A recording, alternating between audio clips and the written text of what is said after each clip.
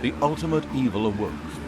It did not know what had happened, nor why it had awoken, but it longed for revenge.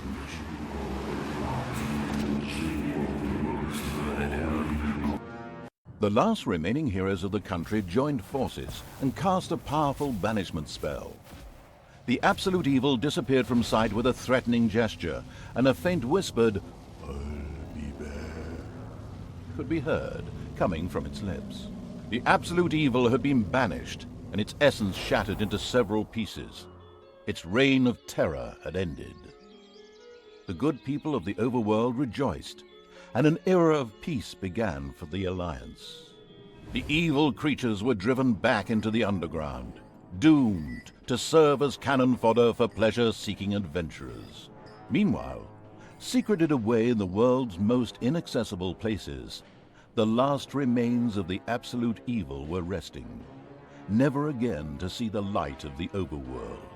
Until today, that is. Somewhere deep under the earth, the ultimate evil awoke.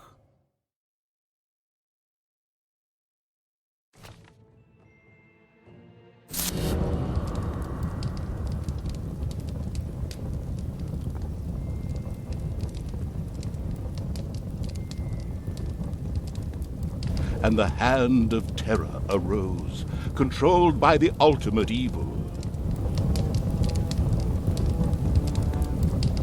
Come on, hand of terror, arise, damn you! Methinks that exploring the surrounding area would be a sensible strategy. However, to do this, light would be required. Still not bright enough. An old throne room was revealed by the light. The circumstances remained a mystery. The hand of terror flew through the throne room, following each and every thought the ultimate evil had. After a few flying sessions, the ultimate evil was able to control the hand with ease. The time had come to call forth creatures who were completely devoted to it and would do its dirty work. Little snots were the dregs of each and every dungeon and spent their time taking care of it. The expansion-mad evil hired one snot on the spot.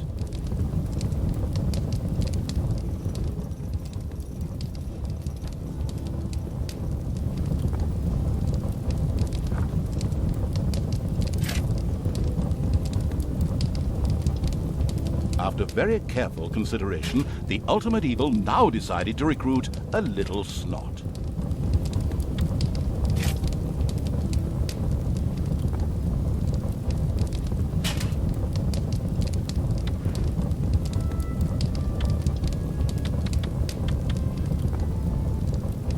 The first little snot appeared. It was completely ready to work in the dungeon and to crawl in the dust before the ultimate evil. Little snots were important to the ultimate evil because they took care of many important little things, such as excavating new areas. The psionically gifted evil could sense the presence of something important that was buried to the south. It instructed its little snots to dig in that direction.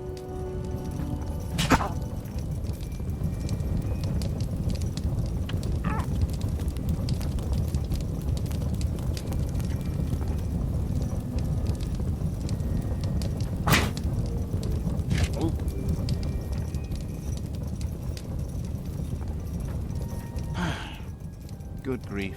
Have you ever played a game? Please select the highlight. As quick as a fart, the little snot made his way to the marked position and began to dig.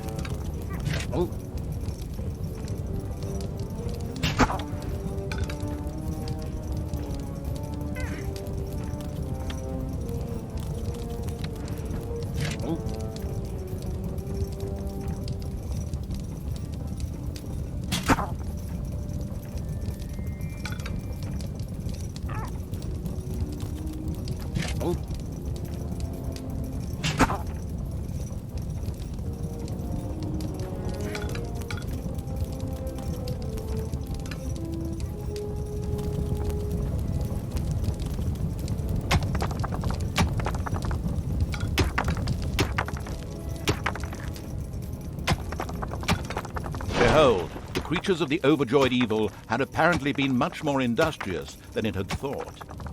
A great dungeon was revealed behind the wall. Everything was already in place. Doors, traps, a well-filled treasury. Oh, wait. Treasury?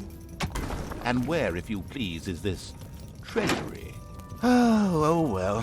One can't expect too much of these mindless little snots. First of all, some gold had to be dug out to make space for a treasury to be created. The hand of terror swiftly marked a few small gold veins so that the little snots could excavate them. Oh.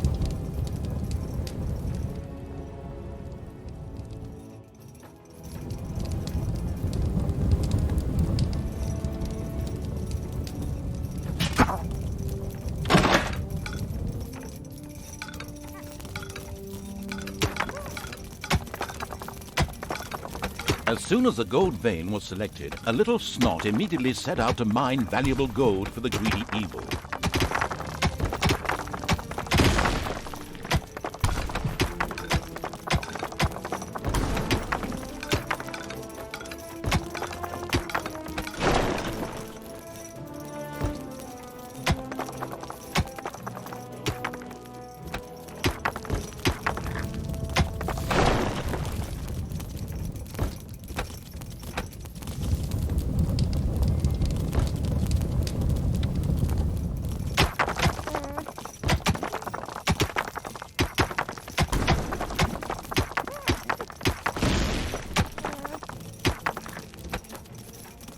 Once most of the gold had been mined, the Hand of Terror quickly created a treasury on the spot so that the precious metal could be safely stored.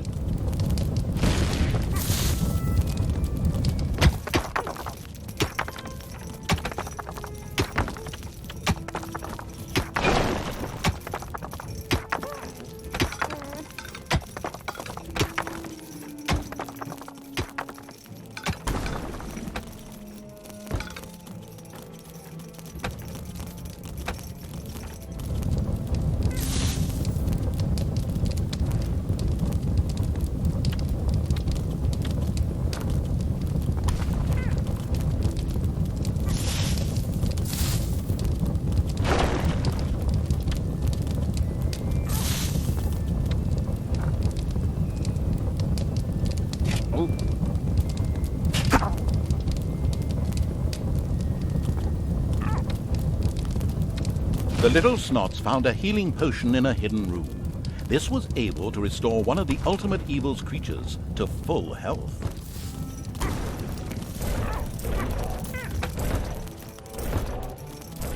The clever evil mastered this task with flying colors. From now on, little snots could use the treasury to store mined gold. It was then at the greedy evil's disposal whenever more rooms needed to be built or new creatures recruited.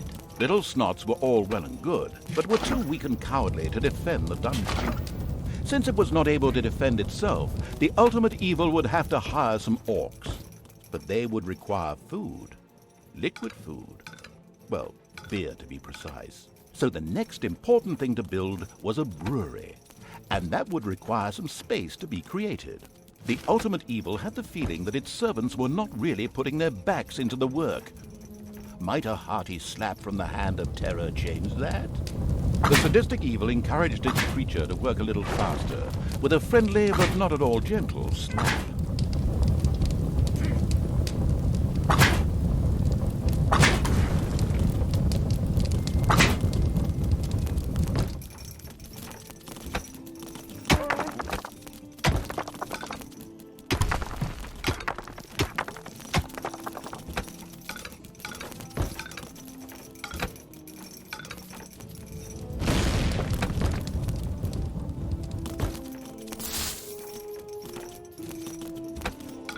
The feisty evil's little snots dug up a spider's nest, thereby preempting some of my stories. Since there were no powerful fighting units in the dungeon, it was advisable for everyone to keep very, very still for the time being.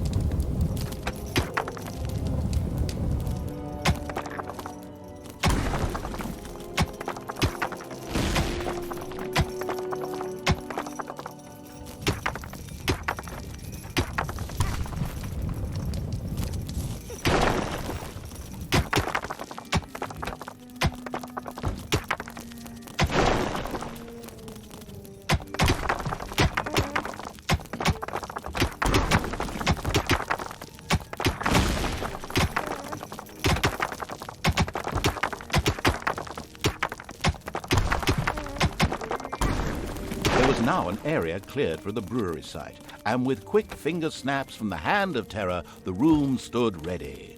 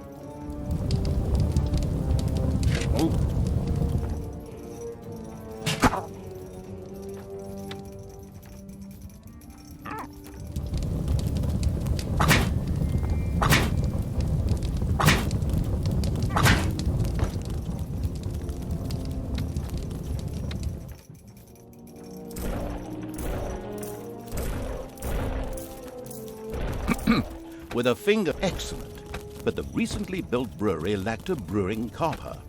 With a sigh of resignation, the overworked evil set about taking care of that too.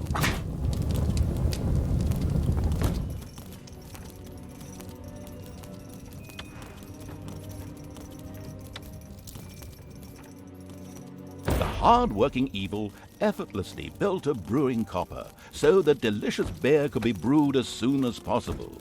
One of the little snots started working on the brewing copper. The nostalgic evil banished all thoughts of Oktoberfest and brass bands. Those would have to wait. More important tasks had to be completed first. Both beer and gold were now available in the dungeon, so it was time to hire some creatures to defend against greedy heroes or whatever else snuck around underground. At present, it was only simple orcs declaring undying loyalty to the ultimate evil. The rest of the horde was scattered to the winds. Orcs were defensive close combat specialists, capable of dealing with many opponents. However, they were very vulnerable to ranged attacks.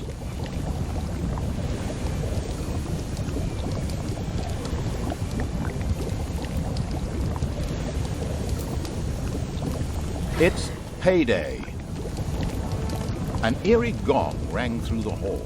It did not bode well for the ultimate evil's treasury stocks, for at each sounding of the gong, the creatures would collect their undeserved wages. However, there was little it could do about this, as it was chained to the throne. Thus, it had to give free rein to its servants' desires, for the time being at least.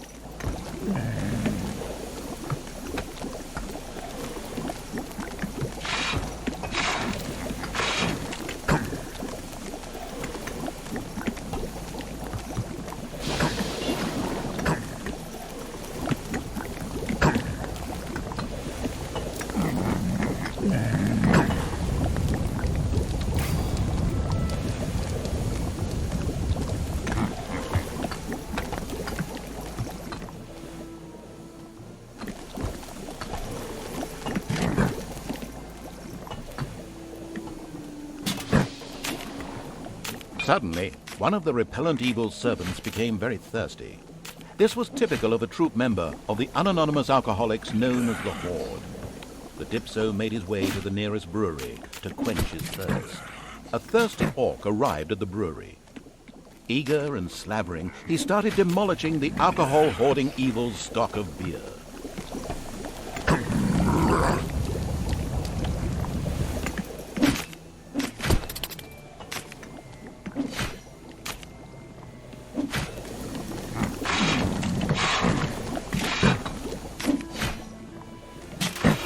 The spiders dropped like flies. The strategically well-versed evil patted itself on the back, proud that it had led its troops into battle with such aplomb. And by led, I just simply mean chucking them at the enemy. The basics of a dungeon were now in place. However, the brewery was puny and didn't really have room to store beer barrels in, and the treasury was also anything but impressive in size. Quickly, the expansion-hungry evil set out to enlarge its dungeon.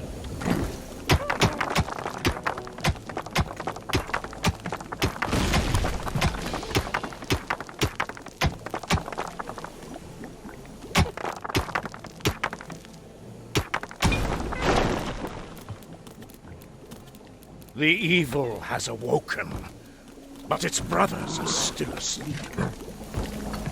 Huh? What on earth was that? That's not in my script. What a weirdo. No matter. We'd better get back to concentrating on the dungeon.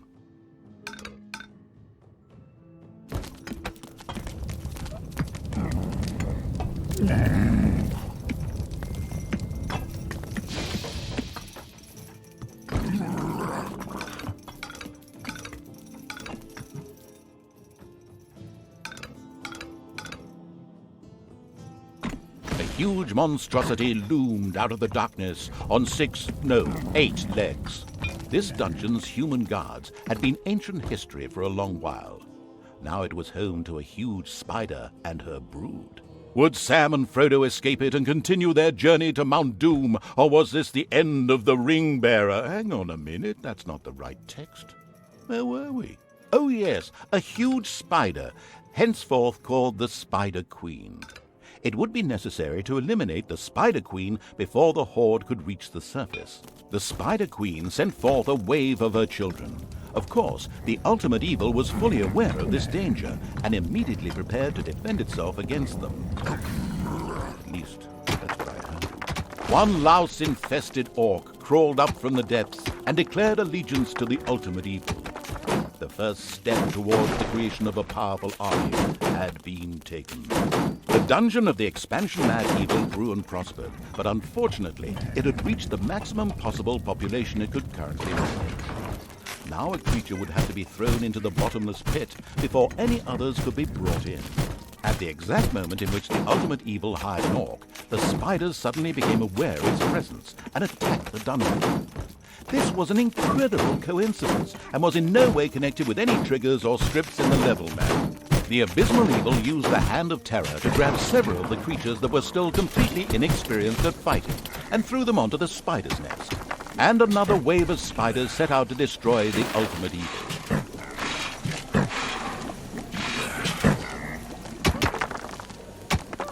The creatures of the ultimate evil suddenly developed a craving for chocolate.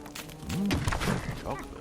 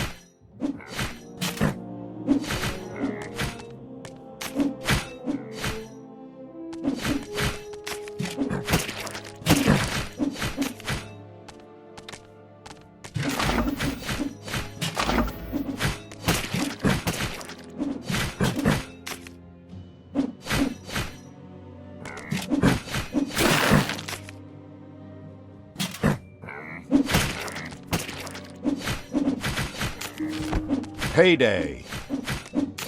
The vile perversion, once called the Spider Queen, had nothing more with which she could fight the Horde.